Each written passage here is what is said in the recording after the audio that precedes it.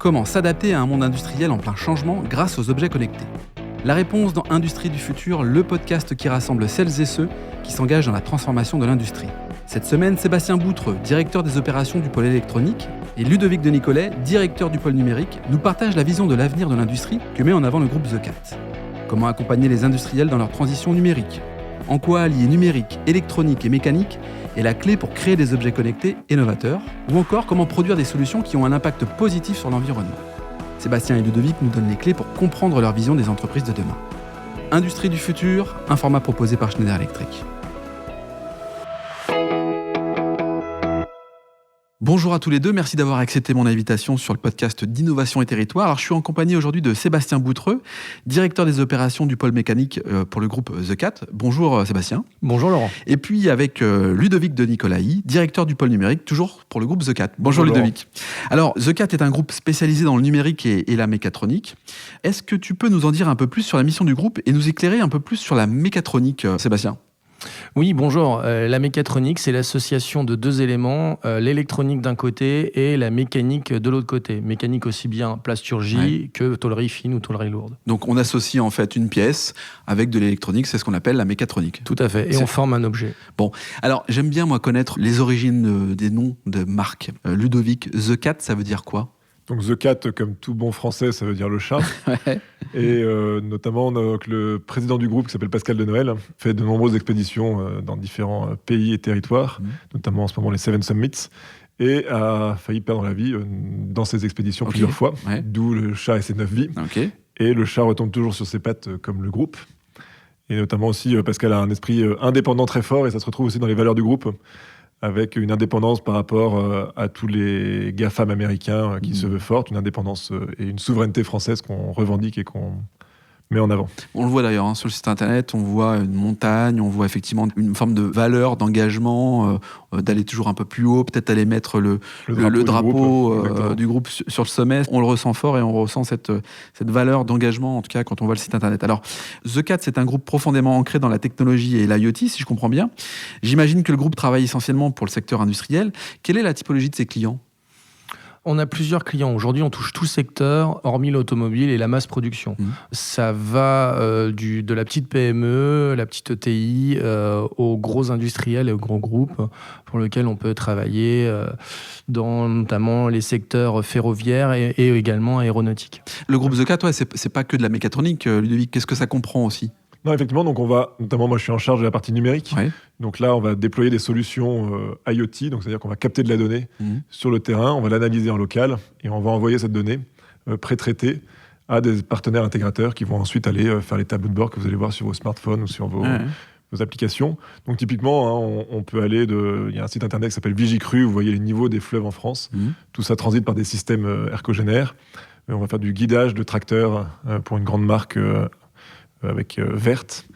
On va faire du suivi de containers, du suivi de cycles industriels, avec des trackers qui vont aller s'assurer du bon état du transport en termes de température, de choc et autres. Et puis l'arrivée à terme et à bon terme de différents outils ou objets transportés. Donc ça peut être du transport d'organes, des containers. Donc c'est très variable, quoi. Enfin, c'est très très large. Les deux s'associent bien entre la partie numérique et la partie mécatronique. Enfin, c'est indissociable. C'est cette force d'ailleurs qui fait on est complémentaires. On est complètement complémentaires. La partie numérique conçoit et commercialise, on va dire, des objets connectés ou des produits où on peut faire de la télérelève, la géolocalisation. Et le pôle mécatronique, lui, les produits les industrialise. Donc d'un côté, il y a quelqu'un qui vend le rêve et puis de l'autre qui les produit, c'est ça ? Exactement, c'est ça. D'un côté, il y a une start-up et de l'autre côté, il y a l'industriel. Et on a besoin des deux. Alors, vous concevez des solutions, des produits. Est-ce que The Cat est aussi intégrateur de ces solutions chez ses clients ? Parce que globalement, j'imagine que concevoir des produits, c'est bien, les mettre sur le marché, c'est bien également. Mais est-ce qu'on va aussi jusqu'à les intégrer directement sur mesure, peut-être pour des clients ? Oui, tout à fait. On a une offre globale auprès de nos clients. Donc, il y a des clients qui vont venir avec un cahier des charges clairement défini, compagnies et on va les aider, on va les accompagner, on va industrialiser leurs produits. On a d'autres clients qui vont venir nous voir comme des startups ou des petites PME. C'est le cas dans la région où ils viennent avec une idée et on met sur la table l'idée pour les aider à la concevoir, à la fabriquer, à la commercialiser. Mais parce que précisons, hein, on est à Nantes aujourd'hui, donc la région de prédilection, c'est celle qui est proche de Nantes, de Rennes. Enfin, quelle est la zone de couverture de The Cat ?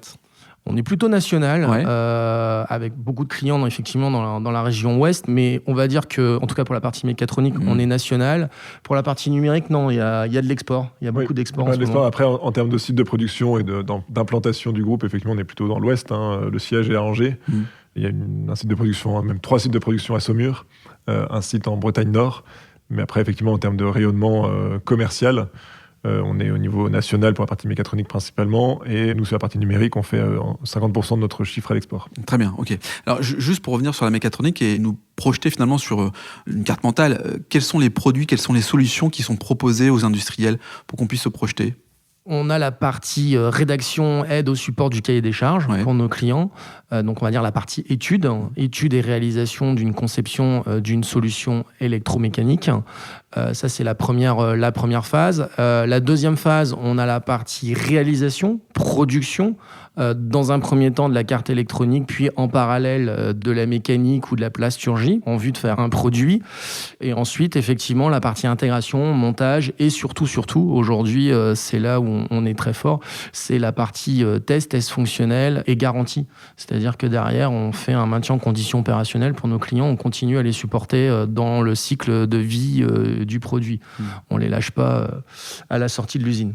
Et pour compléter sur la partie produit, effectivement, que ce soit dans l'ensemble du groupe, on va d'un thermostat connecté qui se met sur des radiateurs, donc plutôt petit format, jusqu'à des containers qui vont intégrer beaucoup d'électronique, de l'alimentation électrique, du refroidissement. Et c'est Sébastien qui pilote ça. Aujourd'hui, un des gros projets, c'est au Mali pour diffuser la télévision numérique terrestre et mettre 62 containers au Mali. Donc tout à fait. Donc en termes de solutions, c'est un tout petit boîtier qui, le plus petit, je pense qu'on fabrique, c'est une petite boîte d'allumettes.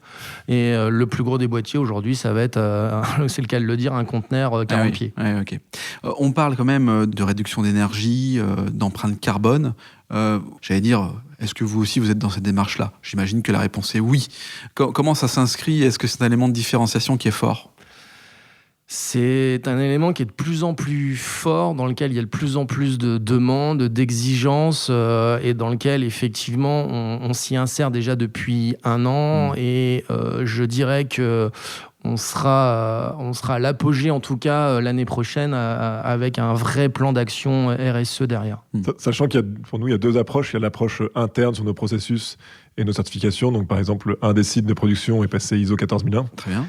Et puis ensuite, il y a une deuxième approche, c'est de se dire quel est l'impact des solutions qu'on va distribuer auprès de vos clients, auprès de nos clients. Typiquement, on fait des cartes électroniques et on fait des objets connectés. Oui. Donc, on a un certain impact environnemental. Mais par contre, quel est le gain derrière en termes de... On va diminuer le nombre de tournées, par exemple, faire les télérelèves de compteurs. On va protéger des inondations avec le suivi des niveaux des fleuves. Donc, il y a une lutte contre les impacts météorologiques qui peuvent arriver. Et c'est cette question-là qu'on est en train de se poser et le travail qu'on est en train de faire en interne sur quel est l'apport qu'on va faire avec nos quelque solutions. Part, c'est d'accepter l'empreinte qu'on génère, mais au profit finalement d'un gain par rapport à différentes situations qui vont faire que soit ça va s'équilibrer ou au contraire, ça va améliorer finalement la vie des gens et ça va avoir une empreinte plutôt positive sur l'environnement. C'est ça ? Exactement, tout à fait. On le voit bien, donc la transition écologique, elle est juste essentielle et vous vous êtes fixé des objectifs, puisqu'une entreprise comme la vôtre, innovante et technologique, doit disposer de centres R&D importants pour rester à la pointe. Qu'est-ce que vous pouvez me dire là-dessus, sur la notion de R&D, justement, pour rester à la pointe et traiter cette question du climat ? Déjà, et comme la question du climat, c'est une question collective, et la question de la R&D aussi de plus en plus collective. Donc c'est pour ça que depuis 3-4 ans, on a accentué la partie recherche et développement avec des partenaires, que ce soit des partenaires académiques ou des partenaires industriels. Donc on a participé et on a même monté un certain nombre de projets de R&D collaborative, notamment un dernier là, sur la partie bracelet connecté où on a essayé d'intégrer avec l'université de Rennes des panneaux photovoltaïques pour diminuer la consommation énergétique qui, dans le cadre du numérique, est un vecteur fort de consommation et d'impact écologique. On a aussi un dernier projet là où c'est l'ensemble du groupe qui travaille avec les différentes compétences et expertises sur une solution qu'on appelle Internet of Logistics, donc qui doit permettre de développer et qui est en train de développer une infrastructure de collecte de données dans la logistique, une infrastructure qui soit ouverte pour permettre à des partenaires de l'utiliser et de la déployer, et qui soit la plus complète possible entre les différentes réalités du terrain, donc assez ancrée dans l'opérationnel. Alors justement, Sébastien, tu vas peut-être nous dire 2-3 mots là-dessus, puisque The Cat est labellisé French Fab et French Tech. Ça donne aussi la possibilité d'accompagner finalement des grands donneurs d'ordre, des grandes entreprises. Est-ce que c'est important pour une entreprise comme la vôtre d'être aussi bien accompagnée pour avancer beaucoup plus vite et beaucoup mieux auprès de ces grands donneurs d'ordre ? Aujourd'hui, c'est clairement indispensable. Ce que recherchent nos clients, c'est de la réactivité. Donc, si on veut leur apporter de la réactivité, c'est en faisant des partenariats. Et donc, en l'occurrence, avec Schneider Electric, c'est ce qu'on a fait. On a fait un partenariat initial où le fabricant lui-même nous accompagne dans la démarche et reste au cœur de l'élaboration du projet. Sur cette partie accompagnement, nous, on apporte nos briques technologiques et nos expertises techniques qui sont très pointues. Mais en général, sur des grands projets avec des grands donneurs d'ordre, il y a des problématiques autres telles que juridiques, telles que montage de dossiers, telles que montage de projets ou gestion de projet, où on n'a pas forcément les compétences, on n'a pas forcément l'organisation et la structure derrière pour pouvoir le suivre. Donc c'est vraiment important d'être accompagné aussi sur ces sujets-là. Très bien. Bien, merci à vous deux. Merci de nous avoir présenté le groupe The Cat avec vos particularités, cette envie effectivement d'avoir plusieurs vies et de vous adapter. C'est ce que je comprends finalement, c'est la question d'agilité d'une entreprise comme la vôtre pour s'adapter aussi à un monde qui change. Merci à tous les deux d'avoir participé au podcast de l'Innovation et Territoire, un format proposé par Schneider Electric. Merci Laurent. Si cet épisode vous donne envie d'aller plus loin, c'est l'occasion d'en parler à Antoine Chart, directeur national des ventes. Bonjour Antoine. Bonjour Laurent. Antoine, peux-tu nous dire comment passer de l'idée aux actes lorsque l'on veut se transformer ? Laurent, c'est très simple. Les sujets de transformation digitale, de décarbonation et d'électrification sont au cœur de la stratégie Schneider Electric. Et comme on a pu l'entendre dans ce podcast, l'ambition de Schneider Electric est d'accompagner les entreprises du territoire sur ces enjeux de transformation. Pour entrer en contact avec nous, rien de plus simple, le site internet www.se.com ou mon profil LinkedIn où je me ferai un plaisir de vous répondre. C'est très simple, merci Antoine. Merci Laurent.